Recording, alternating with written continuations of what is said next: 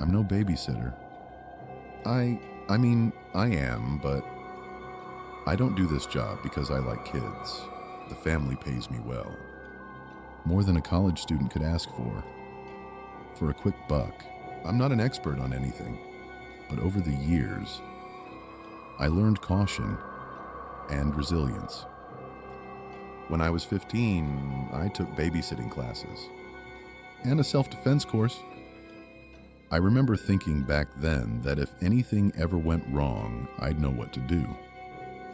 I used to believe that knowledge made me safe, but you never really know until the moment happens. So yeah, this family, I babysit for them at least once a month. Big house, nice neighborhood, quiet, too quiet. They go out around 5, come back after 2 a.m. I stay in the guest room, pretend to study, and binge on their satellite TV. The house has this smell, like expensive candles and wood polish. The kind of place where every sound feels out of place. Every creak echoes. The alarm system's connected to my phone. A little app where I can arm it or disarm it. That always made me feel safe. Maybe too safe. Tonight was no different. Pizza night. The kids playing in the ball pit while I scrolled through my phone. They laughed so loud I had to cover one ear just to hear my messages. That's when a couple sat beside me. Looked like they were in their 20s. Didn't think much of it. Then the man asks, "Are you the one babysitting Dr. So-and-so's kids?" I froze. There's no reason for a stranger to know that. But he did. He looked at me like he'd been waiting for my reaction. And the more I tried to look calm, the more my hands shook under the table. I mumbled something about the pizza, trying to sound casual. It came out awkward, fake. They didn't buy it. They started making comments about the parents, about the daughter, and how she'd look as pretty as her mom. Then the woman asked if I was allowed to dress like that while babysitting. Her eyes were glued to my shirt. I tried to laugh it off, but it felt like my throat had dried up completely. That was my cue. I grabbed the kids and went home. It was around 9. The night air was still warm, but the house felt colder than usual. Both kids were asleep. I turned off the lights, sat on the couch with the TV on mute. Sometimes silence is louder than sound. Then I heard it. Movement. Soft at first, then heavier. Steps.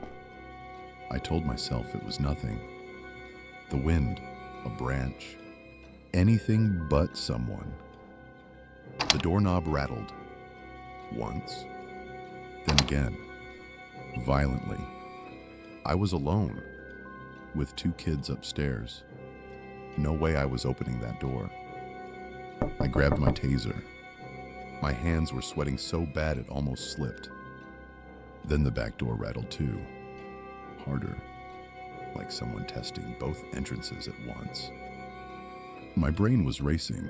Had I locked every window? Had I? No. I'd forgotten to arm the alarm system. My thumb hovered over the phone screen. The little icon turned red. Armed. That sound. The tiny click from the wall panel. I'd never been so grateful for it. I started up the stairs, one hand on the rail, and then I slipped. My face hit the step. The edge caught me right below the nose. The pain was instant, blinding. I tasted blood, metallic, like a coin pressed on my tongue. For a second, I thought my teeth were gone. I could feel the space where one should be. I remember whispering, "I lost my tooth." There. And then laughing because panic makes you do stupid things. The rattling downstairs kept going, but all I wanted was to lie there, to let my head stop spinning. I told myself I wasn't going to die. Not like this. Then silence. Just silence. Maybe they left. Maybe it was all in my head. My phone buzzed. A notification. Alarm disabled. My stomach dropped. They were still here. How did they do that? Why? I hit the button again. Enabled. Then the panic button. That one's supposed to call 911 automatically. A few seconds later, another buzz. Disarmed. Then armed. Then disarmed. Over and over. The phone kept vibrating in my hand, and each time it did, my heart synced to it. A fast, painful rhythm that made it hard to breathe. I whispered, "Please stop. Please stop." Then the lights flicked on, every one of them. That's it, I thought. This is how it ends. I pointed the taser toward the stairs and pulled the trigger. The spark filled the air with a sharp crack. No scream, no movement, just the smell of burned dust. And then, voices. A man, a woman. It was them, the parents.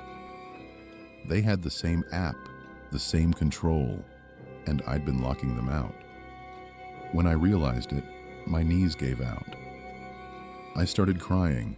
They rushed in, asking what happened, but I couldn't talk, just shaking, bleeding, trying to breathe. I told them I wanted to go home. They offered to let me stay, but the thought of that house made my chest tighten.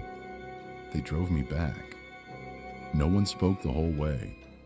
Streetlights flashed through the windshield, cutting the silence into pieces.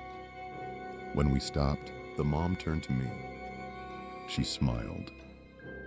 That tight, polite kind of smile people give when they don't know what to say. "Get some rest," she said. I nodded. They waited until I got inside. Then the car disappeared down the road. It was over, or it should have been.